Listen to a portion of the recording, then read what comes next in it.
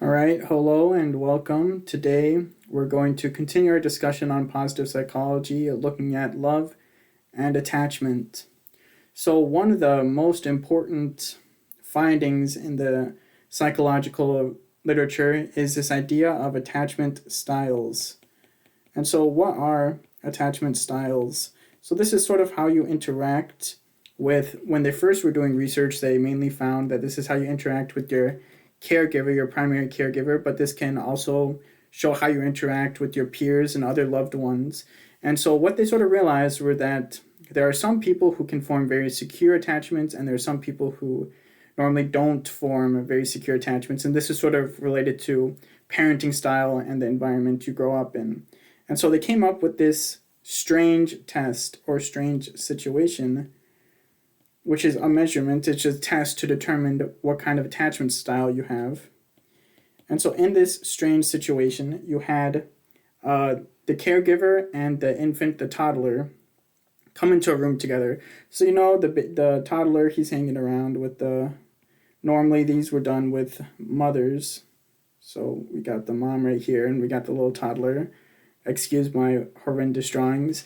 But so you got the toddler and you got the mother and you got some toys around, and this is all being observed.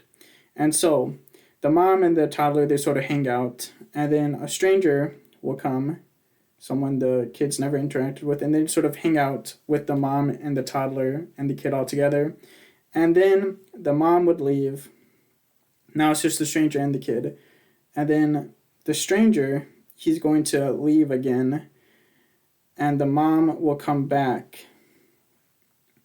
And then the mom is going to leave again, and the stranger comes back. So it's basically how the child interacts when they're left away from the caregiver and how they interact with the new sort of stranger. And so what they came out of this research is that there's really three secure, and you have the secure attachment styles, and then you have the anxious attachment styles, and these can be subcategorized into ambivalent and avoidant. So what do these categories of toddlers sort of say about how they relate to their caregivers? So for the secure attached toddlers, what they found was that they're not overly distressed when the mom leaves, and they're still able to hang around and sort of play and explore the environment. And so there's no real distress, and they're sort of acting in a typical fashion with the stranger as well. And so then with the toddlers in the ambivalent category, these would become very, very distressed when the mother leaves. And they'd become very distressed, and you couldn't really calm them down, and they were more reluctant to go sort of play with objects. And so for the anxious, so that's one insecure attachment style, and that's an anxious ambivalent. And now we have the anxious avoidant. And so with these toddlers, they didn't really seem very bothered by when the mother, at least from the outside, they didn't seem very bothered or distressed when the mother left. And they sort of were far more distant with the caregiver than were the secure babies. And so they're sort of more avoidant, which is why they are called the anxious avoidant. So these guys sort of form a aloof attachment, or sort of a more distant attachment. Aloof is not really the right word. Maybe distant is better for their attachment style. And then, so these are the primary findings when they did the strange situation. You have the secure and you have insecure categories, with the anxious splitting off into anxious ambivalent and anxious avoidant. And then they came up with another category, which is called disorganized. And so with these babies, or not babies, toddlers, what you really saw is they were very inconsistent, or seemingly inconsistent, in how they reacted, and they had a lot of weird facial expressions, and it was very difficult to sort of understand what was going on in their psyche. And so these attachment styles apply to adults as well, and you can see this a lot in romantic relationships. So there's great books about this, and you can sort of learn more about your own attachment style. And so it's like an anxious, ambivalent attachment style would be someone who's like very much clingy and they're very fearful for the romantic partner leaving. And then an avoidant attachment would be they're much more distant and they're sort of hard to open up. And so these are some of the different categories we have of attachment styles. And so there's also a separate set of attachment styles, and this is mainly done in psychiatric interviewing, in which they have ways about how people speak about the past and their relationships. So there's the secure sort of interviewing style, which is there's secure in their relationships. They don't show like a clear abnormality in how they're talking to others, about others, sorry. And then there's the preoccupied. So in this category of people, when they're talking about relationships, they're very focused on the past. They have a very, very they have a lot to say, and they're very focused on the past. And they're focused maybe on like things that were wrong in the relationship or things they didn't like about the relationship, and they talk for a very long time. They say quite a lot. Long time talking. And they're kind of very convoluted, and they don't make a whole lot of sense when they're talking. It's not very straightforward. And then we have secure, preoccupied. Then we have the dismissive, sort of interviewing style. I don't really know what to call these styles, but these are attachment styles. And so when you have a dismissive attachment style, and these are all in the context of psychiatric interviewing, is how they determine these attachment styles. When you have a dismissive attachment style, you sort of you don't talk a lot about your relationships, and you sort of dismiss the relationships, the importance of the relationships, and you sort of dismiss all of that. And the final one here is disorganized as well. And this is when you're talking about your relationships, you don't make sense, like don't make a lot of sense. And you'll say things that are often contradictory. So one example when I was reading the textbook is that they'll say someone is alive in one sentence, and then in the next sentence they'll say that, oh, this person is actually dead. So what they're saying does not really make a lot of sense. And so this is just a brief overview of attachment styles, and some other keynotes to know about these attachment styles is that these form a lot in childhood. So these form in childhood, but there can also change. So you can go from secure to insecure and vice versa. And for a lot of our primary attachment, so as a species, we normally have just one primary caregiver, one primary attachment figure. So that's something unique about our species. Is that, well, maybe not unique, but it's something about our species that we have one primary caregiver. And this can sort of change a little bit throughout cultures, whereas in the Western world, we normally have one caregiver. As you can see, like for a lot of history, it was traditionally the woman or the mom that was the primary caregiver. But in some other cultures, there can be multiple caregivers, and it's sort of more of a tribal or communal way of raising the kids. But for the majority, we have one caregiver that this is our primary attachment figure, even in these societies where we have communal parenting. And that caregiver is normally the mother, at least in the Western society. So now we sort of touched base a little bit about attachment. Hopefully you learned a little bit more about attachment, and you can maybe see some of your own attachment styles here, and you can hopefully try and understand yourself and move to a more secure attachment style. But now I'd like to go over this thing called love. So what is love? Well, what a loaded question, right? So love means a lot of different things to a lot of different people. And if you just ask, your loved ones or people what does love mean to you, you're going to get a variety of different answers. But sort of the romantic love that we know in our modern society has been around for only 300 years. Before this, it was a lot of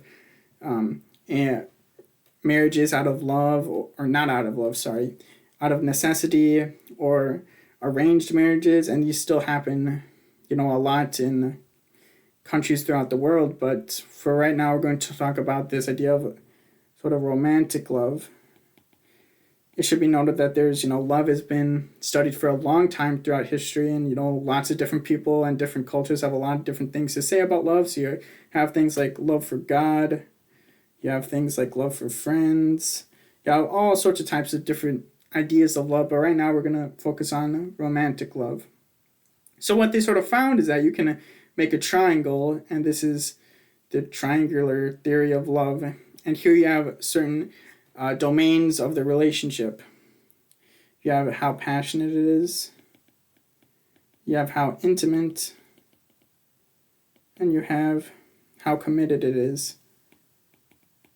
So I think when we think about romantic love, we sort of think about all three of these aspects being very high for a successful relationship. And so what sort of characteristics influence these aspects of love? But before we go there, it should also be noted that you can have like a committed relationship only, or you can have a committed passionate, or you can have a committed intimate relationship.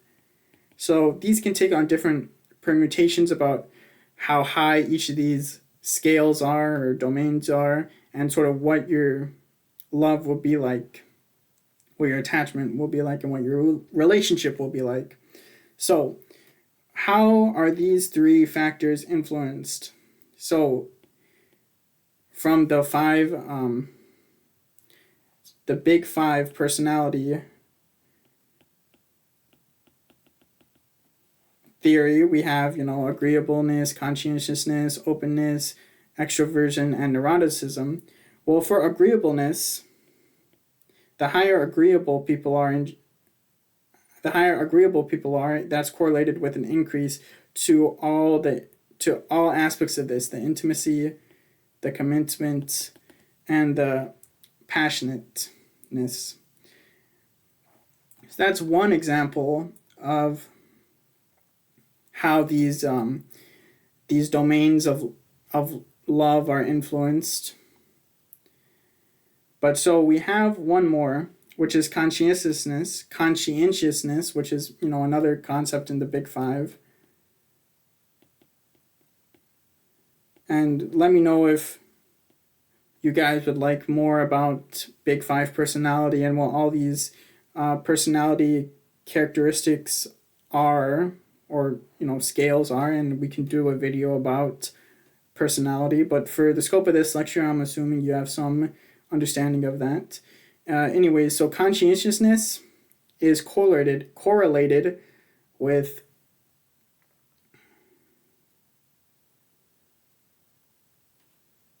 intimacy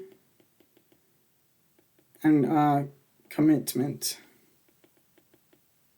So this is sort of a model of how we can think about love and these three categories or three domains of love. But how do we actually go about improving the relationship we have with our loved ones? Well, there's this concept called mindful relationships, which sort of posits five sort of aspects that you can use, or five qualities in good relationships, good romantic relationships. And so these are some of the aspects you can work on right now with whatever romantic partner you have, or even just friends you have, honestly. And so what are these five sort of concepts? Well, in these mindful relationships, which are supposedly, going to increase your romantic relationship with another person, increase the quality of it, there's this concept of knowing and being known. So this is sort of how we as humans fit in with society. We want to express ourselves, and we want to express ourselves with others, and we want to know others. And so we have this concept of we want to express ourselves to others, and we want others to be able to express themselves to us. And so this is one of the concepts you can work on. It's just like getting to know another person, as simple as that sound, but also opening yourself up to having the other person know you. And so then we have this idea of attribution. So when things go awry in the relationship, when someone doesn't take out the dishes, or someone makes a nasty remark, how you attribute their behavior is very, very important. If you attribute their behavior to, oh, this person is bad, so you take on a person and their disposition, how they are, this is just who they are, versus you can take on the circumstance. Oh, this person was kind of rude to me. Maybe it's not because they're a horrible person, but maybe they just didn't get enough sleep. So keeping in mind this attributional idea and being very careful to not make attributions about your partner that are negative is a very good way to increase your quality of relationships. And then we have accepting and respecting the other. I mean, this should be, pretty self-explanatory. That we want to respect what other people, their opinions, their values, and we want to sort of accept their opinions and values, and we hope that that happens for us as well. And so then we have maintaining all of the above, going back and being really mindful about how your relationship is going, and being very mindful of these aspects, and taking strides to move yourself in the right direction with your relationship. I guess that should have came after this next one, but the final one is reciprocity. I cannot spell, but anyways, reciprocity is this idea of someone does something good for me, and I sort of want to return the favor and do something nice for them. And so these are some of the ways that we can think about love, and I've given you this concept of the triangular theory of love with intimacy, commitment, and passion. Then we sort of went into what are the correlates for this. And now we've looked at some ways to practically help improve your relationships with others with the mindful relationships. We've also touched on attachment over here. So overall, I hope that you enjoyed this conversation about love and attachment, and let me know if you have any questions, and hopefully I'll see you guys for the next video. Thank you.